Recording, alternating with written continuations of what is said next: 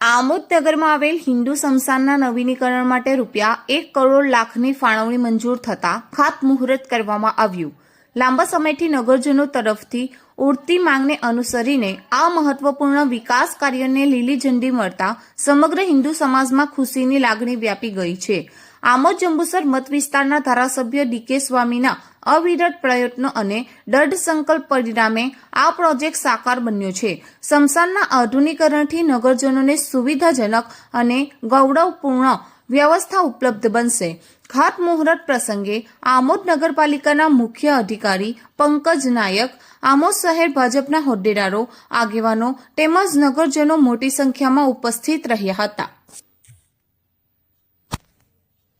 भारत माता की वंदे मातरम।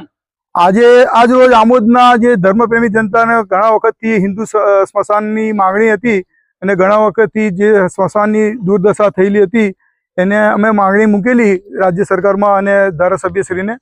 तो एमां धारासभ्यश्रीने अथाक प्रयत्नथी आपणने राज्य सरकार द्वारा राज्य सरकारना ग्रांटमांथी 1 करोड़ ने 1 लाख रूपियानी ग्रांट मंजूर थई छे। तो सारी रीते आ काम थाय एवी आपणे हिंदू प्रजानी एवी मागणी छे कि सारी रीते आ स्मशान बने।